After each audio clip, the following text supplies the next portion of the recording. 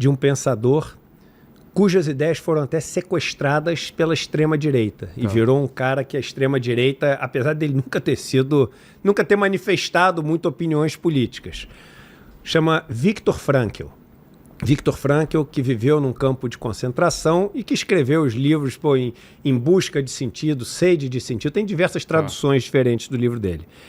E ele dizia que para a vida da gente ser uma vida, às vezes até suportável, tolerável nos momentos mais difíceis, a gente tem que encontrar um sentido. Tem, se você me permite, uma história bem curtinha, mas acho que é legal para deixar gravado aqui. Uma vez no campo de concentração, tinha um casal há muito tempo junto, décadas casado, e aí mataram a mulher, e o homem ficou vivo. E ele ficou desesperado. Minha vida acabou, minha companheira de vida inteira, não tem mais nenhum sentido eu continuar vivendo, dado que minha companheira de vida inteira morreu, não sei o quê, e etc. Agora eu não quero mais viver. E aí o Viktor Frankl chega para ele e fala assim, deixa eu te falar, você amava ela? Ele fala, muito. Mas quanto? Muito, tudo. Simplesmente tudo para mim. Aí ele fala assim, e você para ela? Você acha que ela te amava? Meu Deus do céu, me amava demais também. Eu também era tudo para ela. E ele fala assim, como é que você acha que ela ficaria se você tivesse morrido? Eu falei, destruída. A vida dela ia acabar. Ela ia ficar aqui em pânico. Todo dia para ela ia ser uma tortura.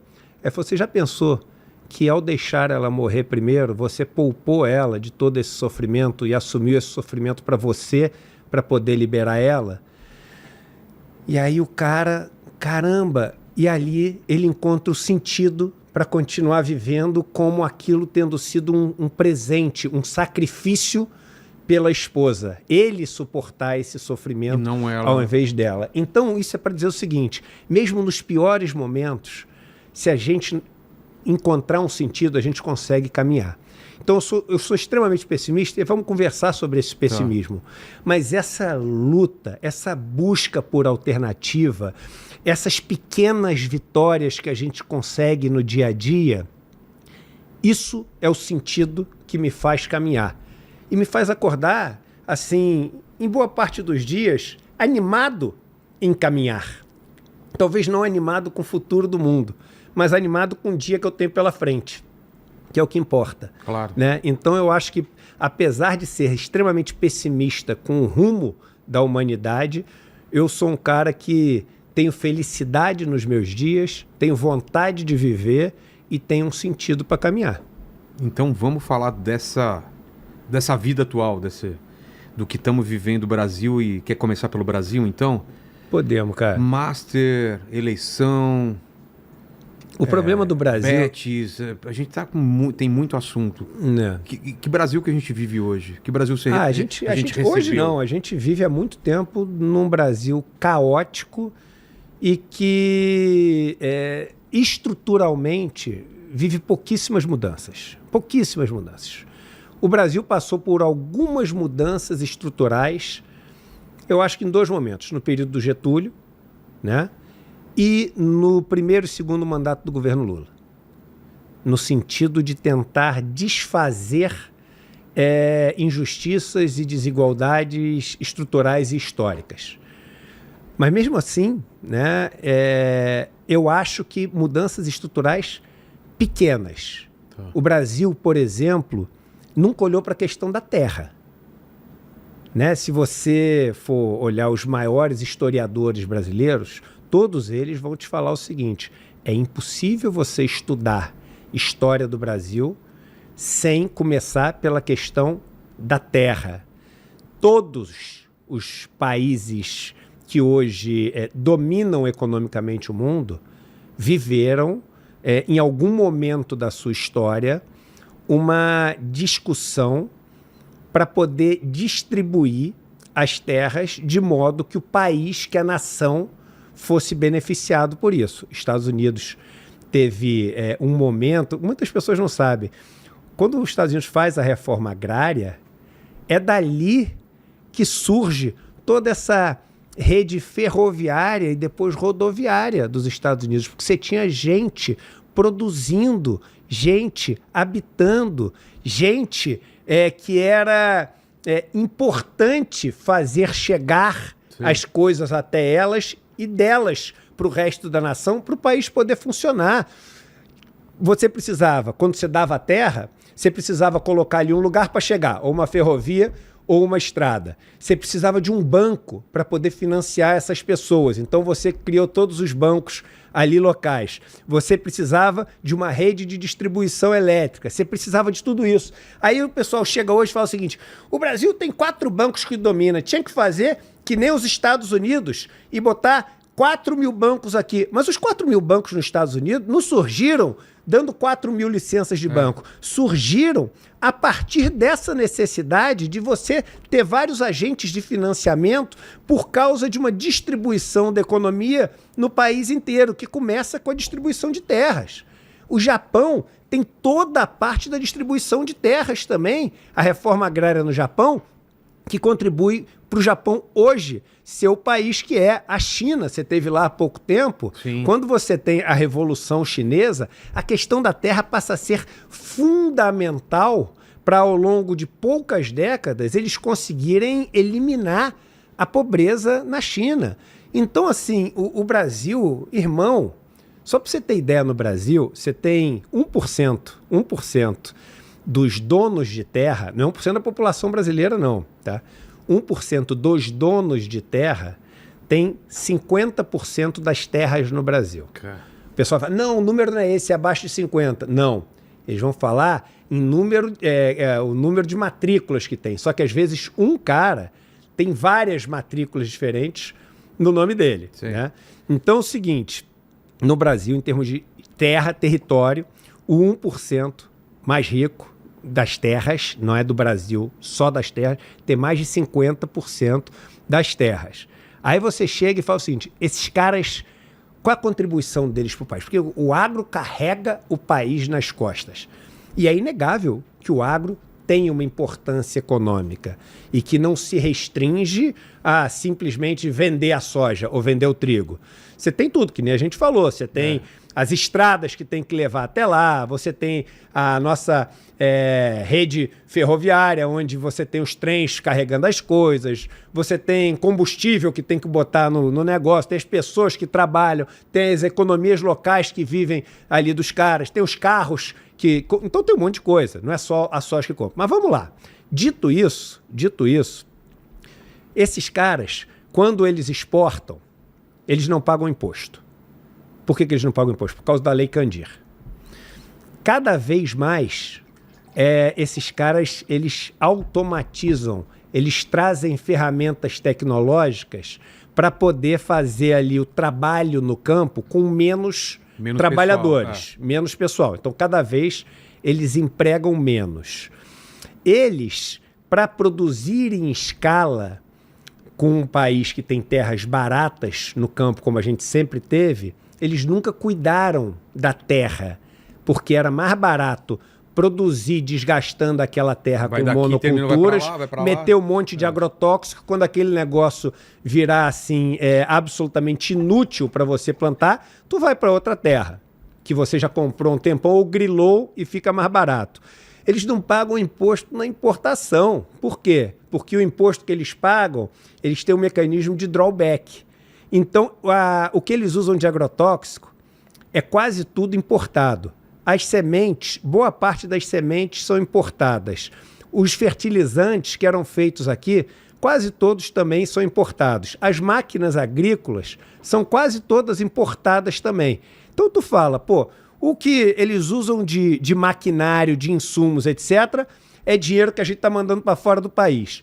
A exportação é dinheiro que vai para a mão de 1% ali dos donos dos fazendeiros, que vai aplicar em título da dívida brasileira para ganhar 15% ao ano de juros e não vai pagar imposto para o país. As terras vão sendo destruídas nessa história. E quem está comendo, meu irmão, a soja, quem está comendo milho, quem está comendo a carne, é o chinês, é o americano e etc. Então vamos sair um pouco dos números do PIB para ver se realmente esse setor está dando a contribuição que poderia dar para o Brasil. né? Então, cara, a gente começa já pela questão da terra. E esse negócio vai melhorar? É claro que não vai melhorar. Esses caras têm uma bancada de mais de 300 pessoas no Congresso. Isso não vai melhorar. O mercado financeiro cada vez concentra mais riqueza no Brasil, só que mais do que isso, cada vez concentra mais a economia real também debaixo deles. Porque os donos dos bancos, principalmente os bancos de investimento, têm cada vez mais comprado participação nas empresas e se tornado controladores das empresas. Se você for ver, os donos das maiores empresas do país são fundos de investimento que são dos bancos, né? Dinheiro dos bancos. Então, esses caras são donos da dívida pública, são donos do nosso setor produtivo e também tem uma bancada em Brasília enorme. Tu acha que esses caras vão perder poder? Não vão perder poder de jeito nenhum. A gente não vai conseguir fazer uma política de cair juros, porque quando a gente começa a conversar sobre isso, esses caras que passaram também a ser donos da mídia, é verdade. Vai ver, cara, pô, quem manda na Veja, na Isto É, quem manda nas redes de televisão, a Globo agora é sócio da Nubank, entendeu?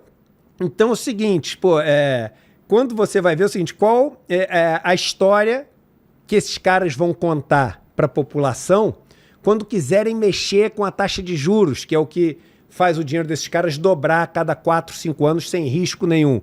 Eles vão falar que o Brasil vai quebrar, que vai ter hiperinflação, etc e tal, e vão pressionar mexendo no mercado de verdade. Então esses caras vão cada vez ter mais poder. Quando você olha o Brasil, a situação das periferias, irmão, pega um período de 10 anos, os últimos 100 anos, né? Os últimos 100 anos, não, vou pegar dos últimos, sei lá, 60 anos. Períodos de 10 em 10 anos. Período em que você olhou para uma cidade das grandes capitais brasileiras e fala, caramba, diminuiu a favelização, diminuiu o número de pessoas em situação de rua, aumentou a qualidade dos empregos das pessoas. Não tem, irmão, é constante. Caramba. A favelização, assim, as periferias cada vez mais maltratadas, a qualidade do ensino que é oferecido para as pessoas, isso mesmo só piora. E aí a gente tem o seguinte, nos governos que têm um viés social, ela piora mais devagar. Nos governos que têm um viés de entregar tudo para Faria Lima, ela piora rápido pra caramba. Então é o seguinte, e nenhum governo discute taxa de juros, nenhum governo, o tal do tripé econômico. Nenhum governo debate isso. Isso é um dado. É um dado porque foi uma pessoa que inventou isso. Não tem uma coisa assim, lei da gravidade. Se eu jogar aqui, meu irmão, uma jujuba para cima, a jujuba caiu. Isso é lei. Tripé econômico não é lei. É opinião de uma pessoa. É uma opinião fundamentada por ele, mas que vários dizem que não é esse o modelo. Entendeu? Na China não tem tripé econômico. A China, você tem que o sistema financeiro é público, 3% é privado, 97% é público. Isso, ninguém fala disso. Isso é a maior vantagem competitiva da China. Porque veja bem, irmão, vamos fazer um pouco de conta. Você tem aqui no Brasil, sabe, 10 trilhões de reais, o número é mais ou menos isso, das pessoas investido nos bancos. Isso é um dinheiro que não está no banco. As pessoas põem nos bancos e os bancos pegam esse dinheiro e fazem alguma coisa com esse dinheiro. Então, ou eles compram um título público para ficar ganhando os 15%, sim, ou eles vão emprestar. Vão emprestar para quem?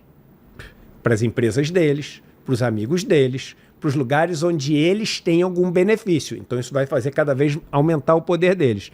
Na China, como o sistema financeiro é público, as pessoas têm muitos trilhões, muito mais do que no Brasil, depositados, são, se não me engano, 50 trilhões de dólares, é um número gigante, depositado nos bancos. Só que os bancos são públicos. Para quem que eles emprestam? Eles emprestam para os setores que estão alinhados com um plano quinquenal, que é um plano que a gente fica pensando que a China tem um plano de 5 anos. Não, ela tem um plano centenário e que é calibrado a cada 5 anos. Certo. Então, todos esses bancos vão emprestar para atividades que estejam alinhadas com esse projeto de longo prazo. A grande diferença que a gente viveu com o neoliberalismo a partir de 1980, com Reagan e Thatcher, Não é o que o pessoal fala de privatizar e não sei o quê, que isso tudo sim passou a acontecer. Mas a grande diferença é que o olhar econômico passou a ser por curtíssimo prazo no capitalismo. Curtíssimo prazo. Então, quando se olha os bancos, quando se olha as empresas, os executivos vivem de bônus ali. As pessoas vivem da valorização da ação. Então, irmão, ele quer saber o que vai acontecer nos próximos 3 meses. Ele quer saber o que vai acontecer nos próximos 6 meses. E se a empresa quebrar daqui a 1 ano? Não tem problema, todas elas quebram mesmo. Primeiro que o dono não está muito importado com isso, porque o Brasil é o país de empresa pobre e dono rico. Como não tem dividendo, agora vai começar a ter, pequeno pra caramba, mas como não tem dividendo imposto sobre dividendo, né? Não tem dividendo, não tem imposto. Não tem imposto sobre dividendo. Tudo que tem de lucro na empresa, a empresa pega e distribui para o dono. Qual o sentido de deixar dentro da empresa o negócio? Distribui para o dono, não tem que pagar imposto nenhum. Se precisar, ele capitaliza a empresa de volta. Então, quando a empresa quebra, na maioria dos casos, você não pode ir atrás do dinheiro do dono, porque existem barreiras legais que você tem como blindar o patrimônio pessoal. Vários escritórios de advocacia vivem somente disso. O cara fala assim, se a empresa quebrar, bota em recuperação judicial, atrasa os fornecedores, faz o que quiser. E eu vou continuar andando de jatinho. Eu vou continuar andando de iate.